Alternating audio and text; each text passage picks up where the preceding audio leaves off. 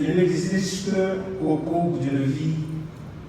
rien de plus gratifiant que le sentiment d'avoir travaillé à édifier une œuvre utile,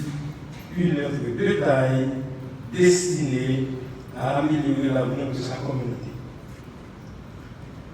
C'est cette intense satisfaction qui nous anime en raillant aujourd'hui, arrivé le jour où nous pouvons enfin remettre à la communauté de la faculté des sciences humaines les clés de ce bâtiment rénové qui se dresse et s'impose dans le panorama des édifices universitaires plus majestueux que jamais. La mémoire des hommes s'en souviendra sûrement pendant un certain temps. Mais l'histoire retiendra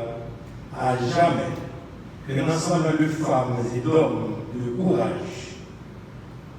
ont su mutualiser leur volonté afin de redonner non seulement à l'édifice de la FACH son prestige architectural, mais aussi à notre jeunesse l'espoir de pouvoir se construire un avenir par l'acquisition de connaissances dans les meilleures conditions possibles. Ces hommes et ces femmes de courage, dont les énergies rassemblées ont permis d'aboutir aujourd'hui à cette œuvre grandiose qui nous rassemble toutes et tous ici en cette enceinte, viennent de plusieurs institutions qui nous appartient à cette occasion de remercier et de féliciter vivement. Mais par-dessus tout, nous ne pouvons ne pas évoquer la détermination opiniâtre du président de la République, son Excellence Jovenel Moïse, de voir restituer le bâtiment de la faculté des sciences humaines, sa vocation d'élever les jeunes âmes aux vertus de la connaissance. C'est donc ce vœu du chef de l'État qui a su prendre forme aujourd'hui dans notre réalité. Dans ce même registre, il nous revient de saluer la régularité ainsi que la fidélité de la population japonaise, qui ne s'est jamais lassée d'apporter son soutien au peuple haïtien quand il s'agit d'améliorer les conditions d'existence. Ainsi, pour la réhabilitation du bâtiment de la faculté des sciences humaines, qui s'est remis debout aujourd'hui conforme aux normes bâtissiques en vigueur, le BMPAD a investi un montant de 87 662 632,96 tiré des fonds de contrepartie AR du gouvernement du Japon. À cet effet, nous voulons profiter de cette occasion spéciale pour demander aux représentants de l'ambassade du Japon ici présents de bien vouloir transmettre au gouvernement et au peuple japonais les sentiments plus profonds de reconnaissance du gouvernement et du peuple haïtien. Nos remerciements s'étendent également au recteur de l'Université d'État d'Haïti, maître d'ouvrage dans la réalisation de cette œuvre qui nous a offert toute sa collaboration pour que ce projet aboutisse à la réussite que nous constatons aujourd'hui. Dans la coordination du décanat de la faculté, ainsi que les étudiants ont su créer pour leur part une atmosphère propice à l'exécution des travaux, qu'ils en soient vivement félicités et remerciés. Aux firmes de construction et de supervision, Execo SA et le groupe TRAM SA, un grand bravo pour la maestrie avec laquelle elles se sont mises ensemble pour redonner, dans les délais fixés, à la communauté de la faculté des sciences humaines un cadre propice à la diffusion et à la captation de connaissances. Malgré les assauts du phénomène Taylor et du Covid-19, elles ont avancé sans faillir dans l'exécution du contrat et leurs efforts ont permis de redonner vie à l'édifice de la FASHS pour leur courage, leur sens de responsabilité et du travail bien fait. Nous voulons ici publiquement les féliciter et les remercier. Dans le concert des efforts investis pour permettre à la faculté des sciences humaines de retrouver ses pleines capacités de fonctionnement et de continuer à servir la communauté, nous ne pouvons passer sous silence le travail quotidien des cadres et employés du LEMBAD qui se sont appliqués à faciliter l'exécution des contrats relatifs afin que cet établissement d'enseignement endommagé par le séisme du 12 janvier 2010 puisse se relever et continuer à dispenser ses formations dans les meilleures conditions possibles. Au terme de tous ces efforts conjugués, ce que nous pouvons aujourd'hui constater, c'est un bâtiment flambant neuf, parasismique, comportant 4 niveaux, une dizaine de salles de cours, une bibliothèque au rez-de-chaussée, un auditorium au dernier niveau, doté de tous les accessoires et des conforts nécessaires pour faciliter l'apprentissage et la recherche, en vue d'inciter nos jeunes à se vouloir par leur intelligence, leur science et leur imagination, acteurs de changement dans notre quête incessante de lendemain meilleur pour nos concitoyens. Mesdames et messieurs, tel un père attendant impatiemment le retour de son fils prodigue, je veux vous assurer que j'étais impatient, très inquiet, très impatient de donner forme à cette cérémonie de remise de clés afin de permettre aux étudiants de regagner le foyer de la famille universitaire. Malgré emportement, trébuchement, fausses rumeurs et menaces, nous sommes tous et tous réunis ici avec un seul et même objectif, un seul et même sentiment: remettre officiellement les clés du bâtiment aux représentants de la faculté afin qu'ils puissent relancer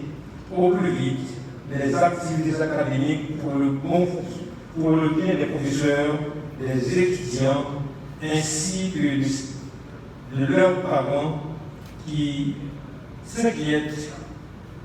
de ne pas voir leurs enfants et l'établissement d'enseignement de leurs enfants ouvrir ses portes au seuil de l'année universitaire. Nous ne le savons que trop bien. Les bancs de l'école pour un jeune, c'est le cadre de l'apprentissage de la vie, le lieu par excellence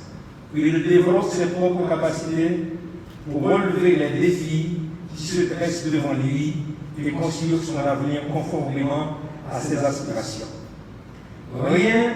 ni personne ne doit faire obstacle à un jeune sur les chemins de l'école. Ainsi, nous l'avons bien compris et nous sommes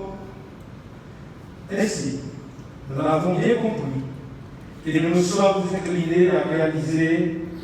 cette cérémonie de remise de clés en vue de faciliter la ouverture de la faculté des sciences humaines au terme de ces travaux de réhabilitation et de renforcement qui lui ont restitué un cadre de logement digne de son illustre passé, digne des précieux et inestimables services rendus à la nation haïtienne. Face à un tel état de fait, je m'en voudrais de ne pas prier l'ambassade du Japon en Haïti, particulièrement son titulaire, son Excellence l'ambassadeur Mitsuno Mitsuaki, de bien vouloir accepter nos excuses pour le comportement de ces étudiants qui sont nos filles et nos fils et qui, engagés dans une voie où les balises ne sont pas toujours définies, se sont laissés amener à bloquer la cérémonie d'inauguration du bâtiment de la faculté contre leurs propres intérêts.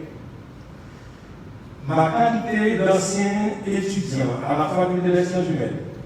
m'a endurci dans la certitude que l'université doit rester un espace d'apprentissage et de pratique des vertus de la tolérance, de l'humanité, du dialogue, du respect de l'autre, de ses idées, de ses convictions. Nous devons tous et tous nous vouloir gardiens de ces principes si vraiment nous aspirons à construire un lendemain bien meilleur qu'aujourd'hui. En ma qualité d'ancien étudiant de la faculté des sciences Guige, je suis fier de pouvoir être aujourd'hui un acteur de sa renaissance. C'est un immense plaisir pour moi de participer à cette cérémonie qui consacre l'inauguration des locaux de la Faculté des Nations Unies à la Faculté des Sciences Humaines, dont les travaux de rénovation ont été financés par le gouvernement japonais à travers les fonds de contrepartie CAREL. Je voudrais profiter de cette occasion pour saluer l'engagement et la diligence des autorités nationales d'avoir pu mener à terme ces travaux en dépit des difficultés des contextes sociopolitiques et sanitaires que connaît le pays ces derniers mois. J'adresse mes chaleureuses félicitations aux différents parties prenantes, dont le DENPAD, le rectorat de l'Université de Tahiti et le décanat de la FASCH, dont les efforts conjugués et concertés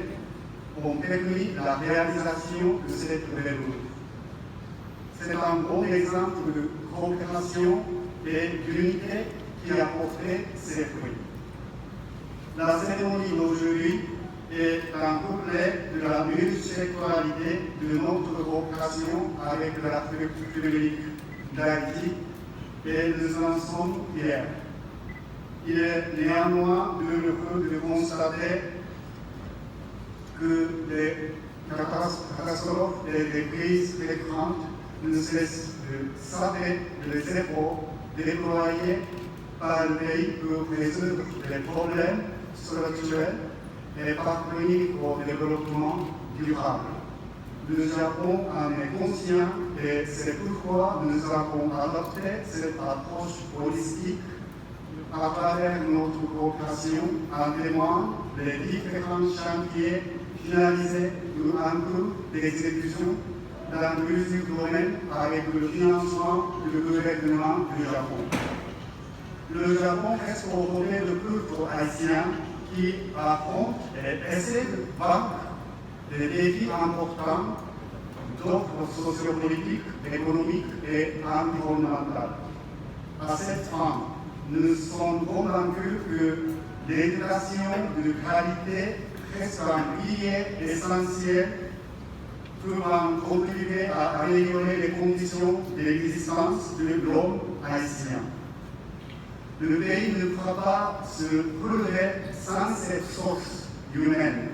bien formée, capable de concevoir, planifier et mettre en œuvre les différents chantiers de développement. En ce sens, nous continuons d'encourager les efforts de renforcement de la formation professionnelle et universitaire des jeunes en vue de doter les populations locales des outils nécessaires pour leur permettre de développer des solutions innovantes aux différents défis.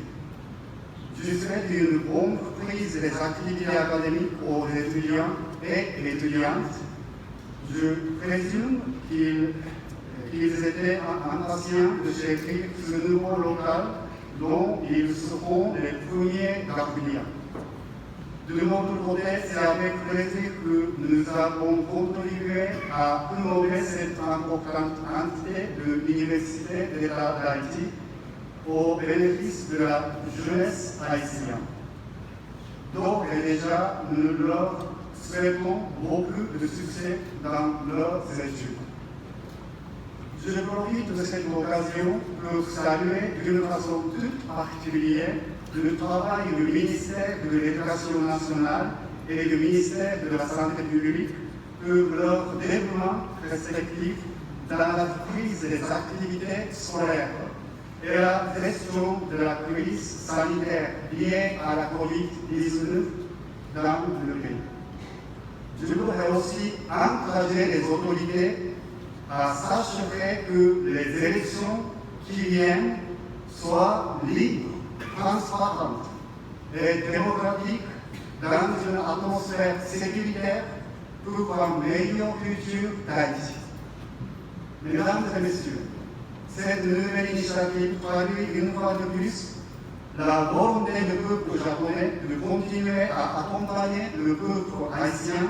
sur le chemin de développement durable. J'espère que cette solidarité sera davantage enrichissante pour la création de longue date qui unit le peuple japonais et haïtien. Vive le Japon, vive Haïti, vive la coopération nippo-haïtienne. Merci à vous.